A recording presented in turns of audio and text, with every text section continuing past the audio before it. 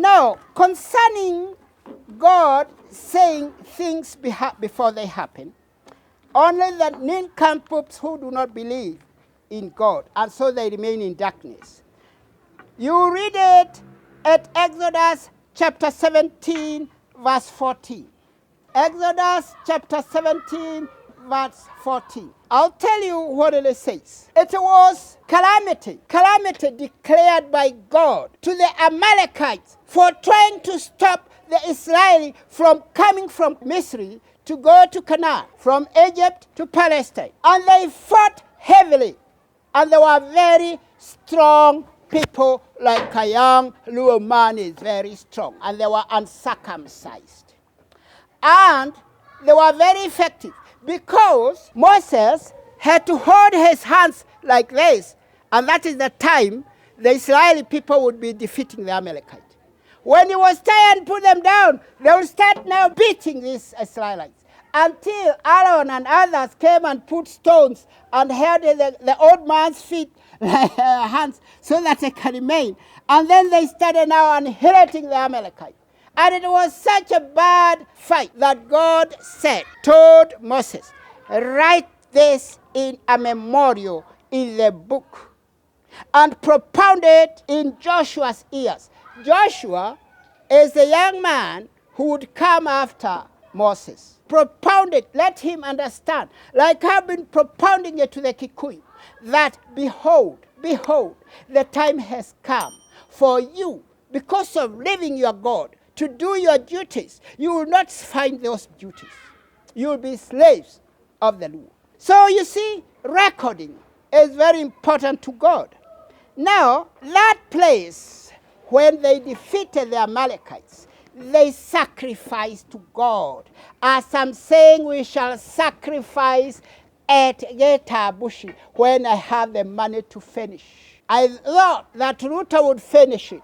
He took that money to a Kikuyu friend of mine called Mwai of Jesus Celebration Center, where today, Sunday, as I am speaking, 9th, people, I don't know whether they will spill blood there, but they are going there to tell that pastor, Mwai, to return the 20 million Ruto donated openly. Today, I went to observe, and there was a lot of GSU.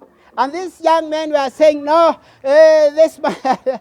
But what I'm saying is, if Ruto, you are very sincere, and bring me the 20 million, now it is too late. I would have finished the heckle. And then, that is a heckle like the one they constructed after defeating the Amalekites. Probably I'll finish it when we remove Raila from power. I don't know when, because it was not told.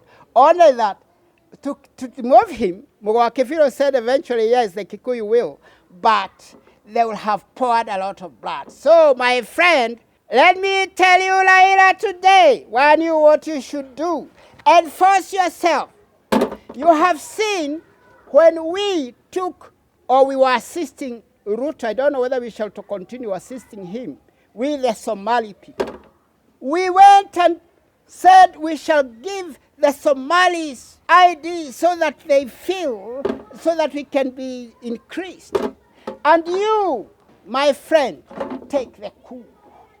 Don't be tribalistic that the Luo is only the guy who is in Nyanza. My dear friend, they actually have faced a lot of problems because they are wise. Democracy does not like wise people. Go and do the research that we have done amongst their choli and see how they were devastated. Give them Kenyan IDs, Bwana. Let them be called the Luo so that you increase and you up the ante against the Kikuyu so that they can remember their God, so that they can be desperate and realize that they are nothing without God. That's why I'm calling you not to be a softling towards these people. Take men from Ethiopia, the Anuak, give them IDs of the Luo people. You are in the government. You know what we do. Fake them, Bwana. You can fake even the birth certificate. The guy was born in Luo Nyanza in a certain year, which is even different. Go and take these people in southern Sudan. Take those ones at their trolley. Go to Tanzania, pick them, give them the Kenyan, and so increase yourself and actually take land from the Kikuyu and their businesses and their houses. Come and take mine also, Bwana. After all, Ruto destroyed my house at Kayole. I had built it with 150 million. It is useless to own property at all when you are not in charge of the government. And that is where the Kikuyu were fooled, that they had the Kenya. You see, I have a song for them. Moge koyo wekeli mo edako heira gedori kero ge enavyo keria gedori ke na metahi kai moge koyo wekeli motia. Yani, what I'm singing is this, a song for making the Kikuyu bitter. I gave you the chest of a sheep standing up so that you can eat that fat and but you ate that chest of a sheep upside down. You, Kikuyu, is very stupid. So, what are we saying? We are saying that this is how we read the Bible and the Quran. To explain what is happening,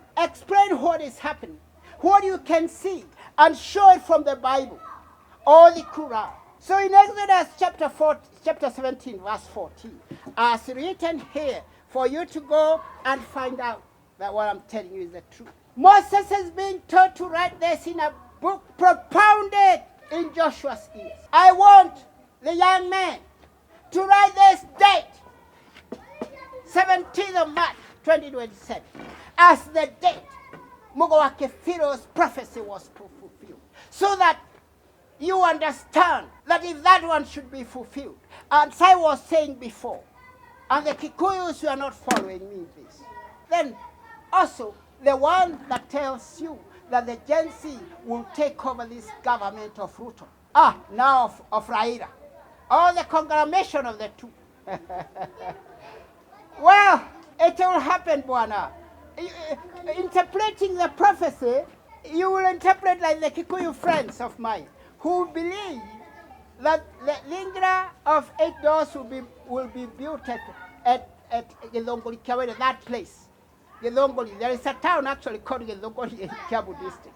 And so they say this one at the of Getabushi is a nonsense. Is it clearly? It said Githongoli, it will be built, 8 doors. You go and count 8 doors. Go and count whatever they build, whether it has 8 doors. Wairera is one who flies. Next time I'll come with my flying certificate from America many years ago when there was no GPS like the guys enjoy these days. And you find there is a Githongoli there. I put the soil together and it was there. So the guys are looking at the Githongoli to see a house built there. It will never be built. It has already been built and not finished, just like Wakiro said. But once it is finished, then the young men will seat the elders on seats of rulership. This is one thing I want the young men to have hope in. Now as I'm speaking, there are young men thronging outside Pastor Moi's church at Roy Sambu there. And they are saying he should return the 20 million because it was stolen from them. They are very stupid. This is the kind of people I cannot lead. And this is where the division is coming. We have to have a division. For the young people who are listening to me and following me on the right side, and those ones who are rogues on the left side, because my talking like this, saying that the Luo will take over, there are some bus stages I cannot go and board a vehicle. They say, no, Mzee, Babu, you will not board in this one. And they are very violent. And they are not afraid of me. They are not even ashamed of me. And that's why I would like them to be and be made poor. Let me tell you the beauty of a poor man. The poor man makes his things cheap. So we shall have cheap labor. We shall have cheap food. They will be very subservient. So let me stop there. I have not finished on this topic. I'll come back again. Thank you very much.